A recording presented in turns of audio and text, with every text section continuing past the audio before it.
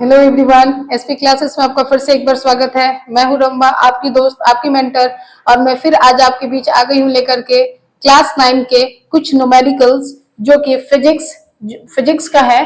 Chapter जो है force and law of motion, यानी कि क्लास 9 फिजिक्स चैप्टर जो है force and law of motion, उसी के पेज नंबर 128 यानी एनसीईआरटी बुक जो है आपका, उसका पेज नंबर 128 में न्यूमेरिकल्स दिए हुए, उसी को हम लोग आज सॉल्व करने जा रहे हैं।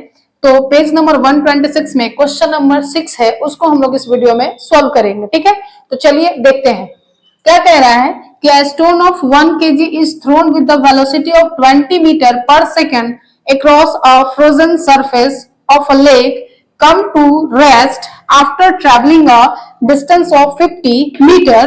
What is the force of friction between the stone and the ice? यानी कि क्वेश्चन कह रहा है कि आपके पास एक स्टोन है जिसका मास है 1 kg। ठीक है, उसको आप क्या कर रहे हैं, थ्रो कर रहे हैं, फेंक रहे हैं।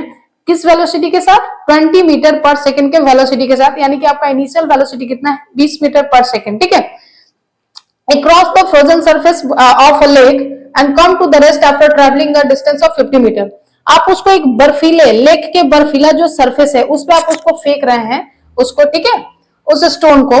और वो जो स्टोन है कुछ डिस्टेंस ट्रेवल करने के बाद, 50 मीटर दूर ट्रेवलिंग करने के बाद, वो जो स्टोन है वो क्या हो जा रहा है? रुक जा रहा है। तो बोल रहा है कि बताइए what is the force of friction between stone and the ice. तो बोल रहा है कि बताइए स्टोन और आइस के बीच में कितना फोर्स ऑफ फ्रिक्शन था। ठीक है, यानी कि आपको पता करना है फ्रिक्शनल फोर्स, यानी कि आपको फोर्स पता करना है। तो जब भी अगर अभी यहाँ पे आपको क्या निकालना है? फोर्स। और फोर्स के लिए आपको क्या चाहिए? मास और एक्सेलरेशन। लेकिन आपके पास सिर्फ और सिर्फ स्टोन का मास है, एक्सेलरेशन तो है ही नहीं। तो सबसे पहले इस क्वेश्चन को सॉल्व करने के लिए आपको क्या करना पड़ेगा? एक्सेलरेशन निकालना पड़ेगा। और एक्सेलरेशन निकलेगा कहां से? तो हम लोग जो 3 इक्वेशन पढ़े हैं उसी 3 इक्वेशन से, यानी कि लॉ ऑफ मोशन में जो 3 इक्वेशन हम लोग पढ़े हैं उसी इक्वेशन में से कौन सा इक्वेशन अप्लाई होगा उसको देख करके क्या गिवन है हम लोग यहाँ से एक्सेलरेशन पहले फाइंड करेंगे। और जैसे ही हमको एक्सेलरेशन पता चल जाएगा, हम फोर्स वाले फॉर्मूले में एक्सेलरेशन का वैल्यू रख करके उसको भी क्या कर लेंगे? सॉल्व कर लेंगे। ठीक है, तो चलिए आपका कह रहा है कि किस वेलोसिटी के साथ भेजा गया है, फेंका गया है, तो 20 मीटर पर सेकंड, यानी कि आपका इनिशियल वेलोसिटी हो गया 20 मीटर पर सेकंड। वो किस में आ गया है? कम टू द रेस्ट, तो फाइनल वेलोसिटी क्या हो गया होगा? 0 मीटर पर सेकंड। और कितना डिस्टेंस कवर कर लिया है ये? 50 मीटर। यानी कि आपको v पता है, u पता है और s पता है, और आपको फाइंड करना है a। तो कौन सा आप इक्वेशन लगाएंगे? तो हम इक्वेशन लगाएंगे थर्ड वाला, थर्ड इक्वेशन। और हमारा थर्ड इक्वेशन क्या होता है? ये होता है v square is equal to u square plus 2as। यहाँ पे हमको v भी पता है, u भी पता है, s भी पता है, यहाँ से हम a आसानी से निकाल लेंगे। तो चलिए वैल्यू को रखते हैं। तो 0 का स्क्वायर और u का स्क्वायर, u कितना है? 20, तो 20 का स्क्वायर प्लस 2 इंटू ए इंटू, और यहाँ पे क्या हो जाएगा? s की जगह 50। अब ये क्या हो गया? 0 बराबर ये कितना हो जाएगा? 400, और प्लस ये कितना हो जाएगा? 100 a हो जाएगा। ठीक है, चलिए अब यहाँ आते हैं।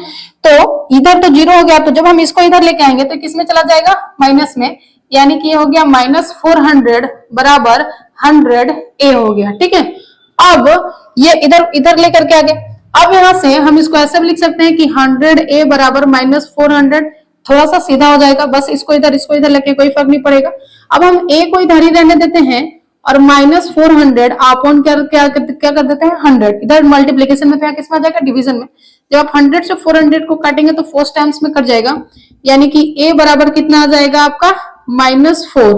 और यानी कि आपका एक्सेलरेशन आ गया -4। एक्सेलरेशन आपका किसमें आया? माइनस में, यानी कि a बराबर कितना आ गया? -4 मीटर पर सेकंड स्क्वायर। ठीक है, नाउ अब आपको क्या निकालना है? फोर्स, फ्रिक्शनल फोर्स आपको निकालना है। ठीक है, तो फ्रिक्शनल फोर्स क्या होता है?